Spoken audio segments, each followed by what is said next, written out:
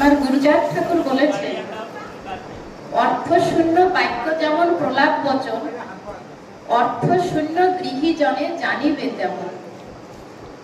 অর্থ দেয় অন্ন জল, অর্থ রাখে প্রাণ, অর্থর সংহতি রাখে জীবের কল্যাণ। এই অর্থ যদি না থাকে তাহলে আমরা এই সংসারে চলতে পারি না। তেমন আমার এই হরির গুরুচাঁদ ঠাকুর শান্তি সত্যভামা মায়ের এই পরিবার সদস্যগণ হচ্ছি আমরা এই ভক্তিমতী মা এবং ভক্ত বৃন্দরা। এই পরিবারকে যদি আমরা বাঁচিয়ে রাখতে চাই, এই শান্তি সভা নামক পরিবারকে, তাহলে আমাদের প্রত্যেকটা পরিবারের সদস্য যে আমরা আছি সবাই হাত বাড়িয়ে দিতে হবে। তাহলে আমরা এই সভাকে সুন্দরভাবে এগিয়ে নিতে পারবো। কারণ কি, প্রত্যেক মাসে এই সভা অনুষ্ঠান করতে গেলে কিছু অর্থের প্রয়োজন হয়। তাই এই ভক্তবৃন্দরা কিছু কিছু যদি তাদের সাধ্য মতো, কেউ 10 টাকা পারুক, কেউ 50 টাকা পারুক, কেউ 500 টাকা পারুক, কেউ 1000 টাকা পারুক, যে যেমনই পারে। আর যদি কেউ নাও পারে তবুও যেন আমাদের সাথ ছাড়ে না। যার দল নেই তার বল নেই, আমার গুরুচাঁদ ঠাকুর বলেছেন। তাই আমাদের দল তো প্রয়োজন আছেই, তার সঙ্গে অর্থেরও প্রয়োজন আছে। এমনও কত ভক্ত মায়েরা আছেন, বাবারাও আছেন যে এখানে আসতে চান প্রত্যেক মাসে, কিন্তু আসতে পারেন না। যদি নাও আসতে পারেন তাহলে তাদের যে ঠাকুরের প্রতি যদি কিছু দান করতে চান, ঠাকুরের পায়ে কিছু অর্ঘ্য দিতে চান, আপনারা দয়া করে তাদের কাছ থেকে এনে আমার ঠাকুরের পায়ে দেবেন। আমার মায়ের চরণে দিলে তাদেরও আত্মাটা শান্তি পাবে, যে নিজে যেতে না পারলেও কি হবে, আমি আমার প্রাপ্য আমার ঠাকুর কাছে পৌঁছে দিয়েছি। তারপরে আর এই সভায় যত কত আলোচনা হয়, এত সুন্দর সুন্দর সঙ্গীত পরিবেশন হয়, সব কিন্তু এই মতুয়া জাগরণ চ্যানেলে দেওয়া হয়। যে মায়েরা আসতে পারেন না, বাবারা আসতে পারেন না, সেই মতুয়া জাগরণ চ্যানেলটাকে সাবস্ক্রাইব করবেন, দেখবেন ওইতে সবাই মানে আলোচনা হোক, সঙ্গীত পরিবেশন হয়, সবকিছু সেই প্রোগ্রামে আসে। আপনারা বাড়িতে বসেও এই আনন্দটা আস্বাদন করতে পারবেন। হরি বল। এখানে দাঁড়িয়েছি, আমার ঠাকুরের কথা কিছু বলি। ঠাকুর বলেছেন, আমার হতে আমার ভক্ত বড়, ভক্ত হতে আমার ভক্তের চরণ ধুলি বড়।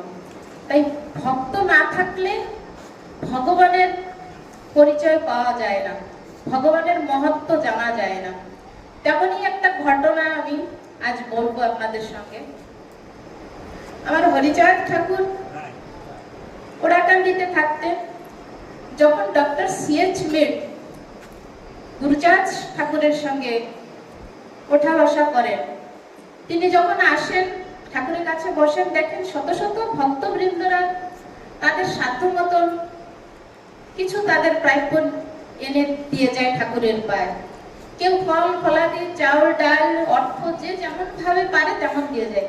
তখন ডক্টর C.H. মিড ভাবে বসে বসে, এখানে এমন কি আছে যে এত শত শত ভক্তরা আসে, তাও এত অর্থ কড়ি দিয়ে যায়, ফল ফলাদি দিয়ে যায়, তারপরে চাউল ডাল দিয়ে যায়। আমার দয়াল গুরুচাঁদ ঠাকুর কিন্তু অন্তর্যামী, তিনি সেই খবর জানতে পারেন। তাই ডক্টর C.H. মিডকে ডেকে বলছেন, ডক্টর C.H. মিড, কোন কারণে যে তারা আসে আমি তাই বলছি। তাই C.H. মিডকে ডেকে বলছেন যে আমি তোমাকে আজকে এমন একটা ঘটনা বলবো, সেই ঘটনা তুমি শোনো। যুধিষ্ঠির রং নামে ভক্ত একজন একদা পিতার কাছে করে নিবেদন।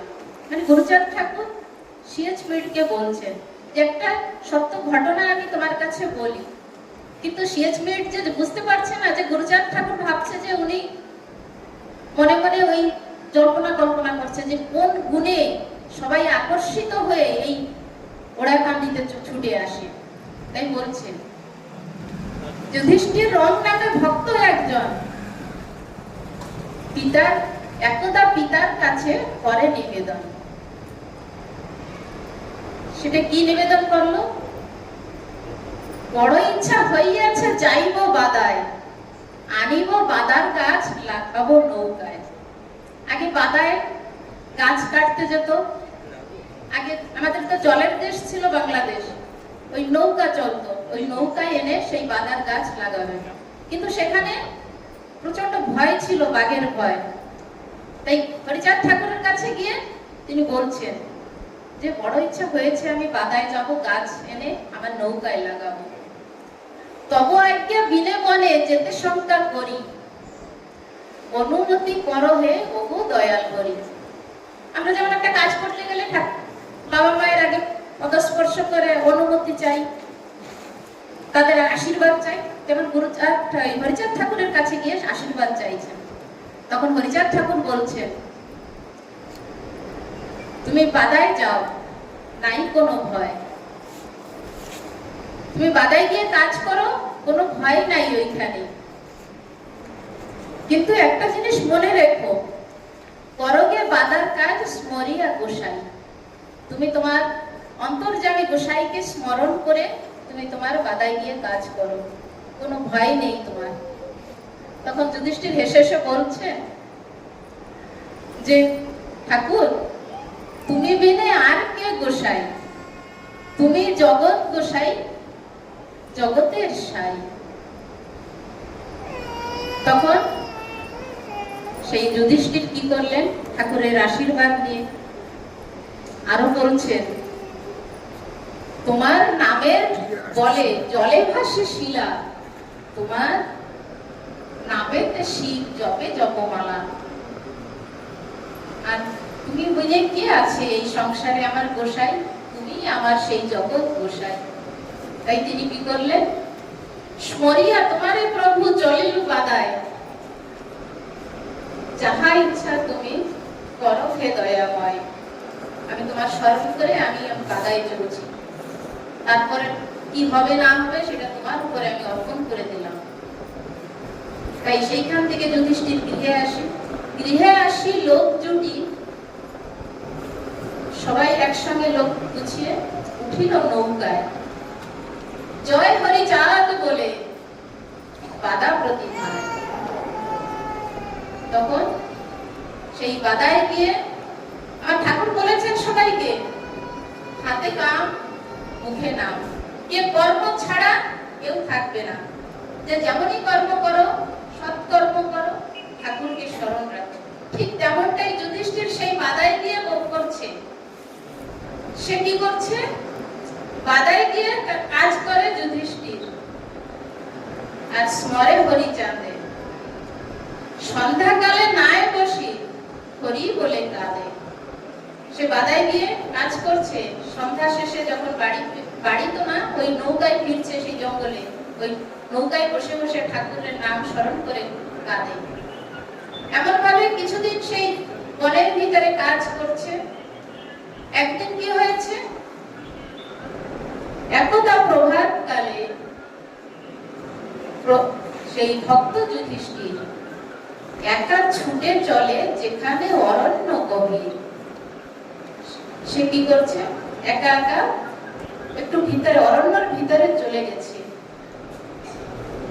তখন যখনই সে ভিতরে গেছে একা একা, তখনই একটা দুর্ঘটনা ঘটল। হেনকালে যমদূত সময় এক বিভীষণ, দুরন্ত ব্যাঘ্র এক দিল দর্শন। সেই অরণ্যের ভিতরে যুধিষ্ঠির সামনে একটা দুরন্ত ব্যাঘ্র এসে উপস্থিত হল। তখন যুধিষ্ঠির মনে মনে ভাবছে, আর কি লাভ ভাবিয়া, আর কোনো লাভ নাই। মৃত্যু পূর্বে প্রাণ ভরে হরিকে ডাকি, সেই আমাকে রক্ষা করবে, না হলে আমার জীবন যাবে। এমনটাই সে ভাবছে। সেই পরম দয়াল হরি হরিচাঁদ মোর, তারে ডাকি দেখা যদি দেয় মনোযোগ, সে ভিন্নে কেহ নাই এ বিপদ কালে। তারে ডাকি দয়া যদি করে দুঃখী বলে। সে ভাবছে যে আমার পরম দয়াল হরি এই দুঃখ সময়, এই বিপদের সময় সে ভিন্ন তো কেউ আর নাই আমার, সে আমাকে যদি দয়া করে দয়া করতেও পারে। এই ভাবিয়া মনে মনে সে ভাবছে, কোথায় রইলে হরিচাঁদ বাবা, তুমি এসে আমায় দেখা দাও। এমনটাই ভাবতে ভাবতে বলছে ঠাকুরকে, তোমার আজ্ঞাতে আসিনু বাদায়, তুমি বলেছিলে বাবা কোনো ভয় নাই, তব বাক্য মিথ্যা নহে, আমি অভাজন, মম কর্ম দোষে বাক্য হইল অঙ্ক। আমরা যদি কোনো কিছু বিপদে পড়ি, আমরা ঠাকুরের দোষ দিই, ঠাকুর তুমি আমাকে ভালো কেন রাখলে না, তুমি আমার কেমন এমন বিপদ ঘটাতে পারলে। তাই অনেকে মান অভিমান করে আমরা ঠাকুরকে টাকাও ছেড়ে দিই। কিন্তু যুধিষ্ঠির তার বিপরীত, সে বলছে যে তুমি বলেছিলে বাবা আমার কোনো বিপদ হবে না, তোমার বাক্য তো মিথ্যা হবে না, কিন্তু আমার কর্ম দোষ, আমার কর্ম দোষে সেই বাক্য আজ উল্লঙ্ঘন হচ্ছে, যাকে আজ আমি ব্যাঘ্রের সম্মুখীন হতে হচ্ছে আমাকে। মরিতে আমার প্রাণে কোনো শঙ্কা নাই, মৃত্যু পূর্বে প্রাণ ভরে তোমায় ডাকতে চাই। এমনটাই আমার ভক্ত যুধিষ্ঠির হরিচাঁদ হরিচাঁদ হরিচাঁদ বলে ভূমিতলে যুধিষ্ঠির পড়েলেন ঢলে। যেই মাত্র যুধিষ্ঠির হরিচাঁদ বলে, পিতা মোর ডেকে ডেকে বলে, আমার মাতাকে ডেকে বলে, শোনো শান্তি দেবী আমারও বচন, শীঘ্র এক ধামা করো আনয়ন। বড় বিপদে আছে ভক্ত যুধিষ্ঠির, তার লাগি মন মোর বড় অস্থির। পিতার বাক্য শুনি, গুরুচাঁদ ঠাকুর বলছে মীর সাহেবকে, পিতার বাক্য শুনি মাতা দ্রুতগতি ধায়, বড় এক ধামা এনে ঠাকুরের হস্তে দেয়। ঠাকুর সেই ধামাকে নিয়ে, সবাই যারা পুরনো লোক আছেন বাংলাদেশের ধামা রাখতো, সেই মা একটা বড় ধামা এনে দিয়েছে বাবার হাতে। তখন বাবা কি করলেন, উবুড় করিয়া ধামা চাপিয়া রাখে, ভয় নাই যুধিষ্ঠির বলে বলে ডেকে ডেকে। তখনই ওই যুধিষ্ঠির যে পড়ে আছে মাটিতে, তখন সে শুনতে পায় যে ভয় নাই ভয় নাই রব সুগম্ভীর। তখন সেই ভূমিতে যে ওই হরিচাঁদ হরিচাঁদ বলে যে ভূমিতে পড়ে লুটে আছে, সে শুনতে পাচ্ছে যে এই দিকে শব্দ যাচ্ছে, যেন মাটিতে কান পড়ে আছে, সে শুনতে পাচ্ছে যে হরিচাঁদ ঠাকুর যেন তার কানে কানে বলছে, ভয় নাই ভক্ত যুধিষ্ঠির। তখনই সে চোখ খুলে দেখে সেই অরণ্যের ভিতরে যেন একটা বলয়, অন্ধকারের বলয় সৃষ্টি হয়েছে, আর সেই ব্যাঘ্র তাকে আর কোনো ক্ষতি করছে না। সে মনে মনে ভাবছে, এই আমার ঠাকুরের ছাড়া আমাকে এমন সাহায্য আর এমন দয়া কে করবে, সেই ভিন্ন এই পৃথিবীতে আমার আর এই বিপদ কালে নেই। তখন এদিকে কি হয়েছে, সেই ভক্ত যুধিষ্ঠিরের বুড়ি মা ছেলের জন্য বহুত চিন্তা করে, তাই সে ওড়াকান্দি উপনীত ঠাকুর গোচরে। এদিকে যুধিষ্ঠির মা সেই ছেলের কথা চিন্তা করে করে সেই ওড়াকান্দিতে গিয়ে উপস্থিত হয়েছে। সে যে খুব কাকুতি মিনতি করছে, বাবা তোমার আজ্ঞাতে আমার ছেলে সেই বাতাতে গেছে, তার কতদিন হয়ে গেছে কোনো খোঁজ খবর নেই, তুমি আমার ছেলেটা কেমন আছে একটু বলো। তখন হরিচাঁদ ঠাকুর মাতার বিনয় শুনি হরিচাঁদ ঠাকুর বলে, ভয় নাই বুড়িমা, তুমি গৃহেতে ফিরে যাও। একদিন যুধিষ্ঠির এর খবর কি শুনবে? একদা বনের মধ্যে এক ব্যাঘ্র এসেছিল, ভয় পেয়ে যুধিষ্ঠির আমাকে ডাকিল। তারপরে সেই ভক্ত রক্ষা করিবার তরে ধামা দিয়ে চাপা রাখি ব্যাঘ্রকে এই ভিতরে। ওই দেখো ধামার ঢাকুনি দিবানিশি বদ্ধ থাকে ওই ধামার ঢাকুনির ভিতরে। তাই মাতাকে দেখাচ্ছে, ওই দেখো সেই ধামা ঢাকা রয়েছে, ওর ভিতরে দিবানিশি সেই ব্যাঘ্রর ভিতরে বদ্ধ হয়ে আছে। বুড়িমা তুমি আমার কথা লও, ব্যাঘ্র যদি দেখিবারে চাও ঢাকুনি উঠাও। তখন বুড়িমা ঠাকুরের আজ্ঞাতে গিয়ে সেই ঢাকুনি খুলিল। তখন এই দুরন্ত ব্যাঘ্র গর্জিতে লাগিল। ভয় পেয়ে বুড়িমা ঠাকুরে ছাড়িল। তখন হরিচাঁদ ঠাকুর হেসে হেসে বলছে, কি গো বুড়িমা, কথা সত্য হলো? তুমি যদি না দেখিতে নিজের নয়নে মম বাক্য সত্য জানিতে কেমনে? তখনই বুড়িমা ঠাকুরের পায়ে লুটিয়ে পড়ছে, বাবা তুমি আমার সন্তানকে রক্ষা করবার জন্য তুমি এত কষ্ট করছো। তারপরে হরিচাঁদ ঠাকুর বলছেন, তুমি বাড়ি ফিরে যাও, এই ব্যাঘ্র দিবানিশি এখানে বাধা থাকবে যতক্ষণ পর্যন্ত আমার ভক্ত যুধিষ্ঠির বন থেকে বের হয়ে না আসবে। যখনই যুধিষ্ঠির সেই বনের ভিতর থেকে চলে আসবে তখনই আমি এই ব্যাঘ্রকে এইখান থেকে মুক্ত করে দেব, তুমি চিন্তা করো না।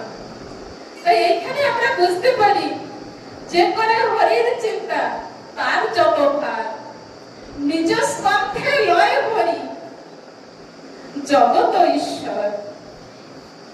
আমাদের যতই আপদ বিপদ আসুক না কেন, আমরা সেই হরি গুরুচাঁদ আমার শান্তি সত্যভামা মাকে যদি স্মরণ রাখি, যা হওয়ার যদি বিপদ বড় আকারে হওয়ার থাকে হয়তো সেটা ছোট আকারে হয়ে যাবে। নিয়তির নিয়মটা কেউ ভাঙতে পারি না, কিন্তু আমার ঠাকুর যদি চায় অনেক কিছু হতে পারে। তাই আমার হরিচাঁদ ঠাকুর যখন সে তো অন্তর্যামী, যুধিষ্ঠির সেই বাধা বন থেকে যখন চলে আসে, হরিচাঁদ ঠাকুর গিয়ে সেই ধামার ঢাকুনি উঠে দেয়।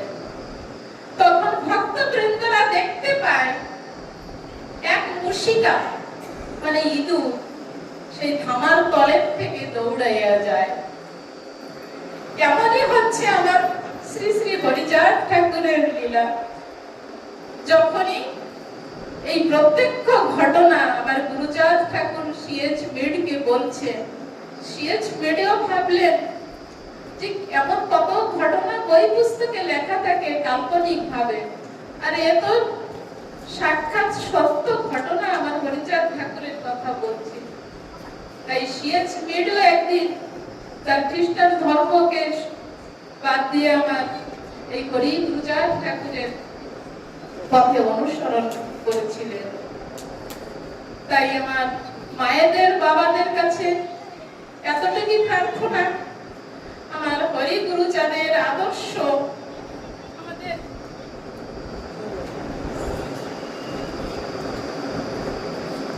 আমাদের জীবনে, আমরা মানুষ মাত্রই আমরা ভুল করি। এই মানুষের মন, মানুষের জীবন খুব চঞ্চল। এই প্রাণ পাখি তার কখন উড়ে যাবে আমরা কেউ জানবো না।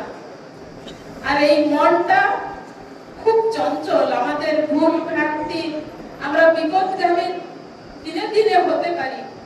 কিন্তু আমার এই ঠাকুরের কাছে আসলে সেই চঞ্চল মন আবার ফিরে আসে সেই এক জায়গায়। এমন ভাবে আমার এই শান্তি সভাকে আমরা যেন সব মাসে মাসে এইভাবে করে আমার ঠাকুরের কথা আস্বাদন করতে পারি, কিছু গান বাজনার মাধ্যমে আমরা মনকে পুলকিত করতে পারি। আর আমার ঠাকুরের আমাদের কাছে অর্থ থাক বা না থাক, আমাদের ভক্তি শুদ্ধে মন পুষ্পে কাঁথি প্রেমহার, অশ্রুর চন্দন দেও তাহার উপর। করজোড়ে পূর্ণ করো আপন অঞ্জলি, তার পদে অর্থ দেও হরি হরি বলি। হরি বল, হরি বল, হরি বল। হরি গুরু চাঁদ প্রতি প্রবন্ধে